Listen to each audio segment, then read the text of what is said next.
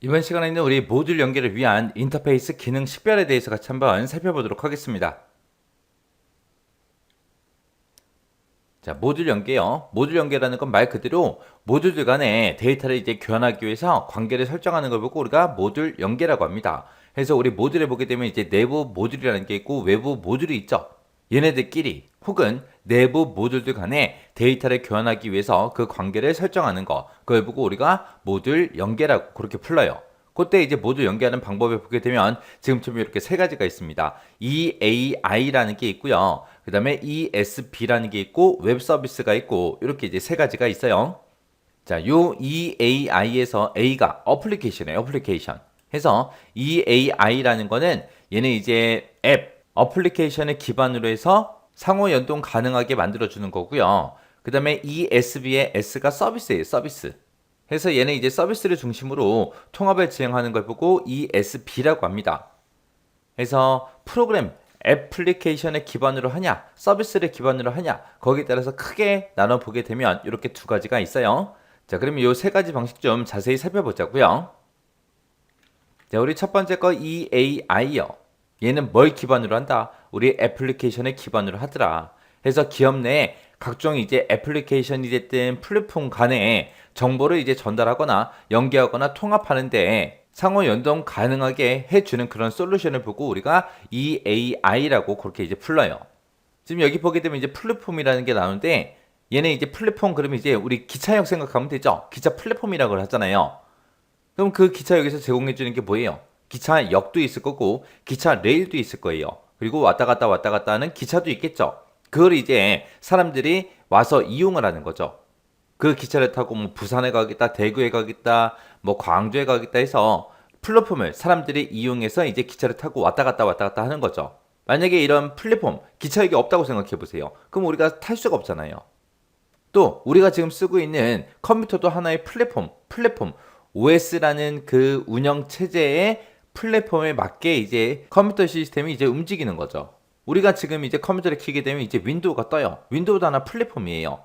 그래서 우리 컴퓨터에 들어있는 윈도우 말고요. 운영체제 말고 다른 여러 가지 프로그램들이 있을 거 아니에요. 뭐 게임하는 프로그램도 있을 거고 지금처럼 뭐 공부하는 프로그램도 있을 거고요. 그리고 TV를 본다거나 메신저를 한다거나 SNS를 한다거나 해서 여러 가지 이제 프로그램들이 있는데 그런 프로그램들이 다 뭐를 기반으로 해서 움직인다? 우리 윈도우 기반 하에 그런 프로그램들이 전부 다 이제 실행이 되잖아요.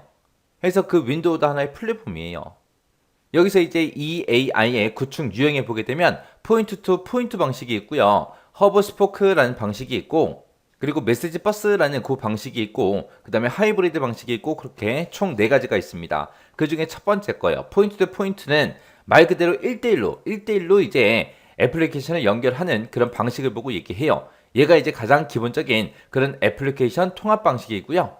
지금 이 그림처럼 얘랑 1대1로 연결돼 있죠. 또 얘랑도 1대1로 연결돼 있고 얘랑도 1대1, 얘랑도 1대1, 1대1 해서 전부 다 1대1로 그렇게 이제 다 연결시키는 그런 방식을 보고 우리가 포인트 투 포인트 방식이라고 합니다.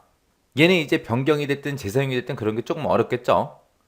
그래서 프로그램들끼리 1대1로 중간에 미드웨어 같은 거 없이 그냥 1대1로 바로바로 연결해서 사용하는 그런 방식입니다. 그 다음에 이제 허브 앤 스포크라는 방식이요. 얘는 이제 중간에 지금처럼 허브라는 걸 갖다 놔요. 갖다 놓고 이 허브를 중심으로 해서 스포크 해서 전부 다 이제 연결시켜서 얘랑 만약에 데이터를 주고받겠다? 그럼 이 중간에 있는 허브를 통해서 주고받는 거죠. 또 얘랑도 뭔가를 주고받겠다? 그럼 중간에 있는 이 허브를 이용해서 우리가 뭔가를 이제 주고받고 하는 형태예요. 그래서 허브 앤 스포크다라고 하게 되면 단일 접점인 그 허브 시스템을 통해서 데이터를 전송하는 그런 중앙 집중형 방식을 보고 우리는 허브 앤 스포크라고 하더라. 그래서 얘는 이제 확장이 됐든 유지 보수가 용이하고요. 만약에 허브에 장애가 발생하게 되면 어떻게 된다? 시스템 전체에 영향을 미치더라. 그래서 중간에 있는 이 허브가 고장이 났을 때 서로 이제 데이터 전달이 불가능하다고요. 그런 장단점을 가지고 있는 게 우리 허브 앤 스포크요. 그 다음에 이제 메시지 버스요. 메시지 버스 방식은 애플리케이션 그 사이에 미들웨어를 두는 거예요. 미들웨어를 둬서 얘가 이제 처리해주는 그런 방식을 보고 얘기하고요. 얘는 말 그대로 여기 버스라는 거 있죠. 이 버스가 미들웨어라고 생각하시면 돼요. 그래서 얘네들끼리 이제 서로서로 데이터를 서로서로 주고받을 수 있게 그렇게 이제 만들어 놓은 그런 모양을 보고 우리가 메시지 버스라고 하더라. 얘도 마찬가지로 허브 앤 스포크처럼 확장성이 뛰어났고요. 대용량의 처리가 가능한 게 우리 메시지 버스 방식이요. 그 다음에 이제 하이브리드 방식, 그러면 하이브리드 방식은 이제 섞어 놓은 거예요. 섞어 놓은 거. 섞어 놓을 때 뭐랑 섞었냐? 허브 앤 스포크 그 방식이랑 메시지 버스 이 두 가지를 이제 혼합해 놓은 그 방식을 보고 우리가 하이브리드라고 합니다.